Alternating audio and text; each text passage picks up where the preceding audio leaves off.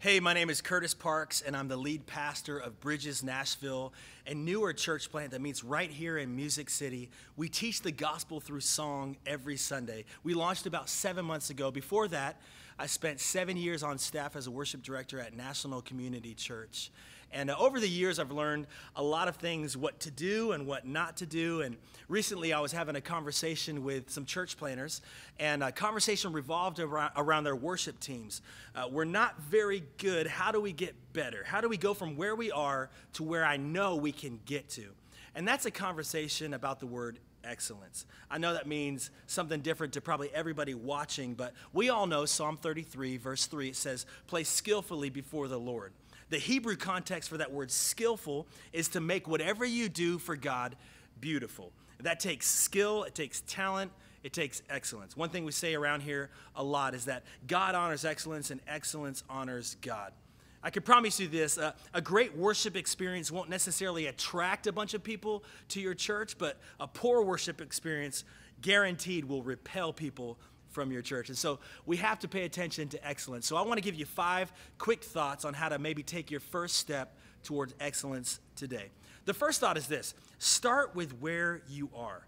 If you just have a great acoustic player and a great singer, maybe it's a husband-wife combo, don't be afraid of minimalism. Less is more. I'm thinking of groups like Johnny Swim, the Civil Wars, Ed Sheeran. They've all made careers off of a very minimal sound. And it's always easier to start with a solid bedrock of excellence than to put okay musicians up there and work your way backtracking to excellence. It's so hard to do that. One thing that we tell our team often is that every mistake on stage leads to a distraction off stage. And so excellence is so key in this. If you put just a bunch of okay musicians on stage just to fill the temptation of having a full band every Sunday, sometimes you're going to have a less than okay sound. Maybe you have a drummer that can kind of hold a beat. You have a bass player who's pretty much good for a mistake every chorus and every bridge. You have a singer up there who can't really sing harmonies. She might be a little bit pitchy. So you have a bunch of less than okay musicians. You're going to have a very poor sound coming out because you're only as strong as your weakest link in the context of a band. But if you have a great acoustic player and a great vocalist that have that sound bedrock of excellence, you can build on top of that. So when a keyboardist comes into the mix, you can add another layer of excellence. When a drummer comes into the mix, you can add another layer of excellence. There's a great church right down the street from us, about 2,000 or 3,000 people, and their worship experience is just one dude singing from an acoustic, but it's done really well. So don't be afraid of minimalism. And even if you want to have that full band sound, you can often achieve that with a few people on stage with Ableton main stage using multi-tracks, but they're great musicians that can play with a click and play with a guide. So start with where you're at. The second thought is show your gaps. I think in the same light of what we just talked about, there's often the temptation of always having a full band on stage. You use the same musicians every single Sunday, and that can have 2 negative effects. The first is that you'll burn out your team really quick. If you never give your drummer a break, they're going to get tired really fast. And the second thing is, you could have great musicians out in your congregation, but if they never see the need, they're never going to respond to it. So don't be afraid to show your gaps. And how we do that very simply here at Bridges Nashville is if we know we need an electric guitarist or we know we need another keyboard player, we'll do a series of acoustic Sundays. And surely without fail, every single time we do this, somebody comes out and say, "Hey, we've noticed it's been a pretty stripped down sound for a while. Do you guys need a drummer? Do you need an electric guitarist?" And we'll say, "Yes, please. Thanks for noticing that." If they never know there's a need, they're never going to respond to it. So number 2, show your gaps. Number 3, this thought is just defining excellence in your context. I remember touring around as a worship leader for a few years, and I'd always show up to a church with just an acoustic guitar, plugging in with their bands. And a couple weeks before I got there, I'd send them the set list, and I'd say, "Hey, can your guys handle this?" "Oh, yeah, our team is awesome," or "Our electric guitarist needs to be playing for Hillsong." And then I'd show up, downbeat 1 of our rehearsal. I was like, "Oh, man, we are in trouble." So what was excellent for them wasn't excellent for me. You've got to define that in your context. So for you, that could be having drummers that can just hold a solid groove, or it could be drummers that play the exact part off the record and play to a click track. For an electric guitarist, it might have more to do with tone and gear or playing the parts off the album. For a singer, and we all know if there's one lane that we have too much of in a worship team, it's always singers. Everybody wants to sing on the worship team.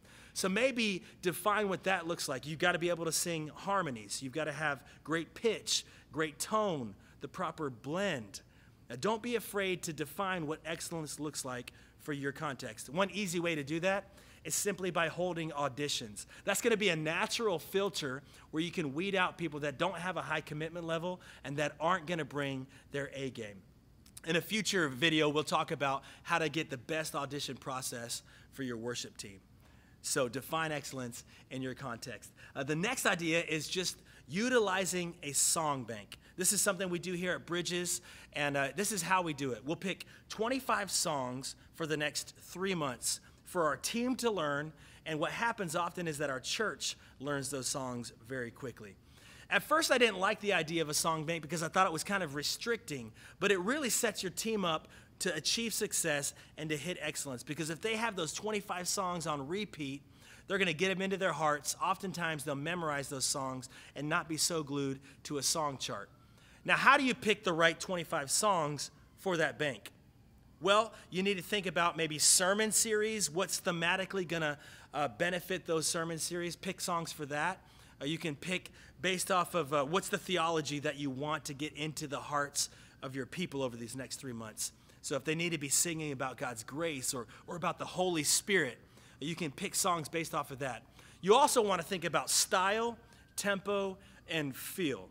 You don't want to pick 25 slow songs because that's going to be a long 3 months for both your team and your church. And as you're picking those 25 songs, maybe think about doing a couple hymns.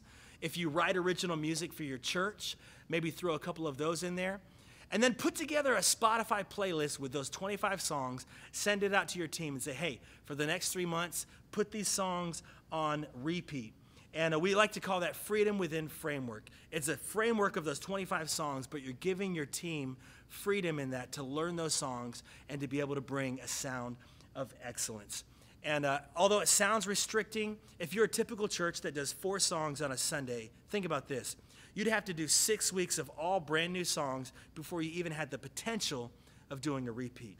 So while it sounds restricting, it's actually setting you up with a lot of freedom and to hit success. The fifth and final idea I want to share is just think about playing fewer songs. If you're a church that doesn't have the opportunity to do a midweek rehearsal, and so you're showing up on Sunday, you're setting up the gear, you're sound checking, and then you're trying to do 5 Israel Houghton songs with the 30 minutes that you have left, that's not really setting your team up for success. So think about scaling it back a little bit. Maybe doing 2 or 3 songs to give your team the opportunity to really nail those. As a congregation member, I'd rather hear 2 songs done really well than 5 songs that are put together last minute that sound like a train wreck. And then when you scale back, you can often build layers of excellence on top of that. So once you get 2 songs done really well, go to that 3rd song, and then maybe you'll eventually get to the place where you can do a midweek rehearsal. So start doing 4 and 5 songs. And through these 5 ways of hitting excellence, here's what you're going to see. People that you didn't even know played an instrument, much less played it excellently, will start to come out of the woodworks in your church. I can remember at National Community Church, we had an electric guitarist come out for an audition. Best electric guitarist I've ever heard. And after his audition, I said, man, are you new to the church? And he said, no, I've been coming for a couple years. I said, what took you so long to audition? He said, well, it wasn't until recently I found something worth coming out for. Great musicians want to be a part of something great. And as you build into excellence, not rushing the process, but layers on layers of excellence, you're going to start to see great musicians come out of the woodwork. So let's quickly recap these 5 ideas on how you can take that first step into excellence. Number 1, start with where you're at. Number 2, show your gaps. Number 3, define excellence in your context. Number 4, utilize a song bank. And number 5, maybe think about just playing fewer songs. Hey, I hope this helps you in whatever context you find yourself in today. Thank you so much for watching. God bless.